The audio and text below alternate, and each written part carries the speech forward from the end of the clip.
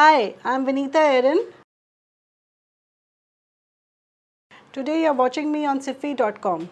Cholesterol problems. Cholesterol problems or abnormal lipid profile is also becoming very common in modern urban life.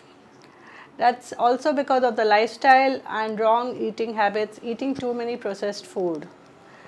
The first step towards improving your lipid profile, of course, is restricting your consumption of not only fried items and oil, but also the processed food like chips, like sweets, like puffs, like bakery items, which I also already mentioned earlier.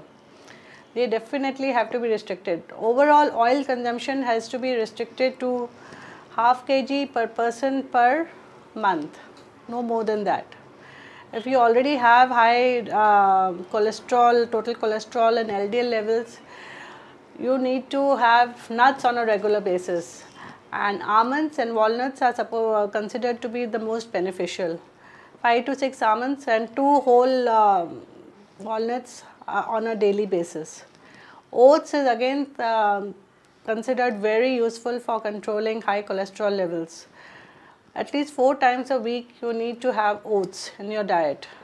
Next is fish. Eating fish at least 3 to 4 times a week is very beneficial for your heart health. So people living in coastal areas should definitely keep in mind and have fish more often compared to chicken.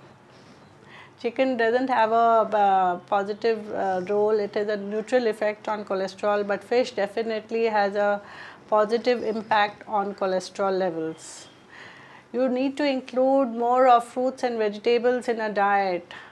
A lot of times people in urban cities, they don't have enough fruits in the diet. Regular walking, 150 minutes per week is the minimum which is required. So please make it a point to exercise regularly. If you're not able to do that in the weekdays, complete it over the weekends. And flax seeds, again, 1 tablespoon of flax seeds will be useful in controlling your high cholesterol levels. Your perception on corporate diet plans. And in metro cities, people work long hours at work, and plus the commute is also long distances from their home. So that leaves very little time and inclination to exercise. So that is also a very important thing, that people are perpetually giving the excuse that ma'am, we don't have time to exercise. When do we exercise? When we reach home at 10:30 in the night and leave again at 8:30 in the morning. That is a practical problem which needs to be addressed, because some sort of a work-life balance needs to be there. But even if there is a shortcoming in your exercise during the weekdays, you need to incorporate exercise in your daily routine, like taking the stairs or walking to the train stop or a train station or the bus stop. So these things can be incorporated on a regular basis. And if some corporates also have the facility of a gym in their campus, which can be availed of. A lot of offices are air conditioned. So people say that we don't feel thirsty and they forget to drink water. Now water is very, very essential for the well-being of your body and your health. So you can't afford to neglect it. So please keep a bottle of water on your desk so that you don't forget. And moreover, you should also have regular green tea and buttermilk even in your offices, so that also ups your liquid quotient. A lot of times people get homemade lunch, which is typically chapatis and bhaji.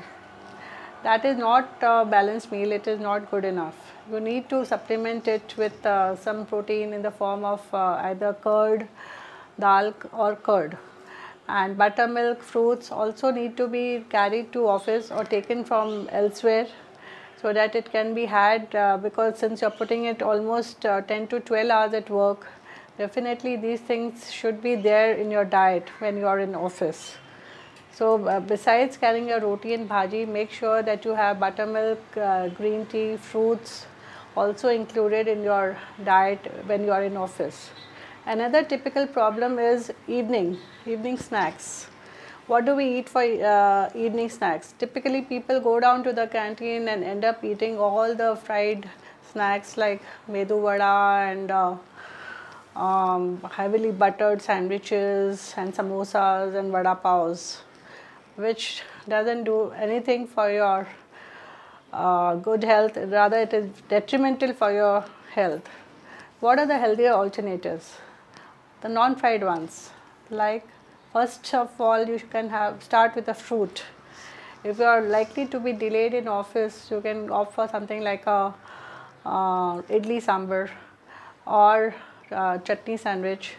Another thing which you can keep on a regular basis is having a handful of dry fruits. It can be kept in office in a box, airtight box, and one handful can be had in the evening time. Nuts and dry fruits are extremely good for health, but of course they should be had in limited amounts, that is about a handful, which is good. Roasted chana and peanuts is again a very healthy option for an evening snack in offices. Diet tips to remain light and cool in summer. Summer is approaching and it's important that you don't have too many heavy and fried food during summer, because that's very difficult to digest.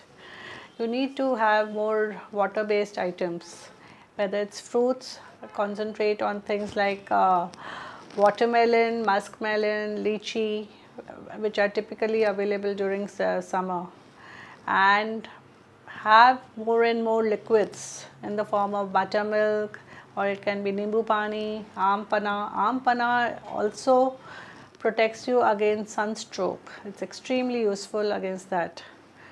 But you should also keep in mind that don't have too many sweetened beverages. It should not be very high in sugar, and definitely avoid empty calories from colas, because other than flavor they don't have anything useful in colas, and it's detrimental for your health. Raw salads are extremely good in summer, especially cucumber, which contains more than 90% water. Curd and raita with vegetables is very soothing and refreshing in summer. For more information, you can log on to my website eatyourwaytogoodhealth.com, or I also have a Facebook page, Eat Your Way to Good Health.